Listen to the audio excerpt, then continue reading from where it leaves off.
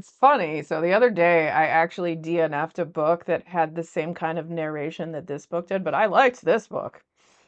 So, the book we're going to talk about today is Life Hacks for a Little Alien by Alice Franklin, and it's in third person narration. Now, this is usually like 50-50 shot for me. Either I like it or kind of hate it. This one I liked.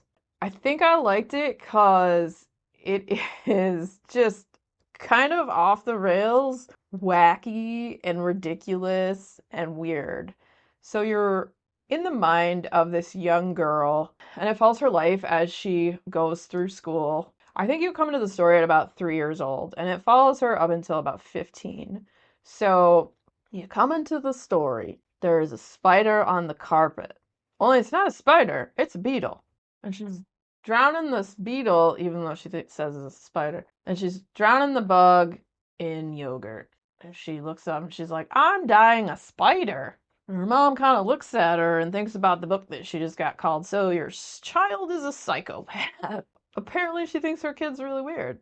Thus, we follow our little alien. This child feels like she is from another planet. Apparently, her parents think she's kind of a problem child, but a lot of it, like her dad works all the time. He's an actuary. He assesses risk, and the mother takes care of her, but the mom seems a little kooky and off her rocker and doesn't really pay attention to her daughter. So, I mean, that could be part of it too. Since they think she's a problem, and a lot of times it's because other kids had her do stuff. Like when she was in this one school, there were these other boys that were like, they had a substitute teacher or something, and they were like, "Hey, let's go get in this cupboard. Come get in this cupboard, and we can cut out these pictures," because they're already doing some sort of art project. And he's like, the boy's like, "Yeah, cut out the pictures in there." So she's okay. So she starts cutting out pictures. Turns out it's a Bible, some kid's Bible that she's cutting out pictures. So she gets in trouble, but she never speaks up and says like, well, those boys told me to do it. She was just like mute about it. So they think like she's the problem. And a lot of times the things she would do that she would get in trouble for, that she was the problem child, it was because other people told her to do it. What the F?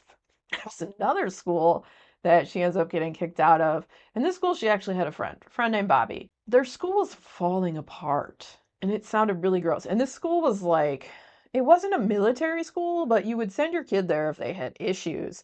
And it was like class, gym class, another gym class. There was like 3 or 4 PE classes a day. So they're like trying to run the demons out of you or something. But there were rats, and only one of the stalls in the bathroom of the girls' bathrooms actually worked. The ceiling was crumbling. There was like scaffolding all around to hold up the ceiling. And so usually they have like staff sit at the cafeteria tables. And so she's sitting with her friend Bobby, and she doesn't really know he's her friend. I guess the way she sees stuff isn't quite how a normal person would view it, but as a young person, she's still trying to figure it all out. One day she's eating, and a piece of ceiling falls in her food, and the aide at the table tells her to just eat around it. And she's like, I don't want to. And she starts making weird, stressed out noises. And Bobby's like, she's not going to eat that ceiling food. There's freaking ceiling in it. She doesn't have to eat that. Don't tell her to eat that. And he takes her plate and he throws it, and then he runs away. And the lady's all like, huh, huh. Like, and also the people at the school, like all the teachers and stuff, they seem like a-hole bullies. They're horrible. Woof. And the school's falling apart. So her friend Bobby runs away and he climbs up the scaffolding really high. And then she gets sent to the office because the aide with at their table made a big stink about whatever. And she never speaks up for herself, so she always gets in trouble. But they think she knows where Bobby is, and she's like, I have no idea where Bobby is. I do not know. And then eventually one of the teachers comes in and is like, oh, I found him. He's up on the scaffolding. They're like, you need to go get him down. And she's like, what? They're like, tell him to come down from there. And so she goes in there and she's trying to tell him to come down. And then like the teacher who's with her is like, go up there and get him. And it's this rickety scaffolding. Like, you shouldn't tell a kid to go climb up this rickety, rusty, falling apart scaffolding. But she does it, and she goes up there to try to get him. And when they come back down, they both fall.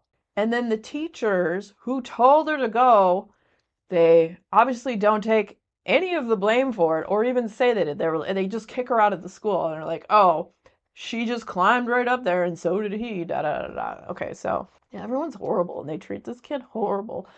Eventually, our little alien hears about the Voynich manuscript that is in another language. There are pictures of plant life and different stuff in it, and she just becomes fascinated with it and wants to learn as much as she possibly can. And this becomes kind of like a life support to her, I would almost say. And just stuff is really weird. And it turns out like her mom's kind of losing it. Like she one day comes home because her mom forgot to pick her up. And her mom didn't even notice she forgot to pick her up, and she was kind of mad about it, but that she didn't say anything about it. And it's kind of a whole like weird vibes book. Like, is there ever really a great conclusion at the end? I didn't feel like there was. I enjoyed my time with the book.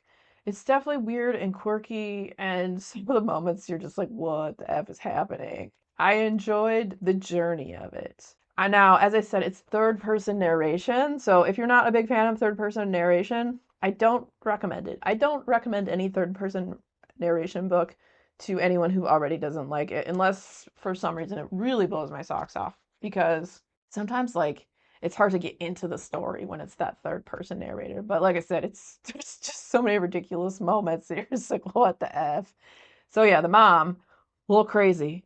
She thinks the cops are trying to kill her. There'll be a van parked outside, and she's like, she'll start packing up stuff. Like, I gotta get out of here. I gotta get out of here. And, her daughter will be like, oh, that's the neighbor's van. He's a plumber. And she'll be like, oh, okay. But the first time when she had come home, everything was packed up. Her mom had packed up like the kitchen and all the food, and there was nothing to eat. And she called her dad, and she's like, hey, I want some squash, and there's no squash. He's like, what do you mean? I was like, she's like, mom packed up everything and is leaving? He's like, I'll be right there in 10 minutes. And so he comes home and he stops the mom from leaving because she thinks the cops are out to get her and are going to kill her, and keeps her there. And then the mother has these issues where she does end up in and out of the hospital and just, oh man, it is a weird read. If you like books that are like zany and ridiculous and about being misunderstood and having a slightly different view of the world maybe than others have, then Life Hacks for Little Alien might just be for you. It is definitely a weird one. Also, if you enjoyed hanging out today, hit that subscribe button, come back, see me again, and we'll talk about more bookish things and weird stuff.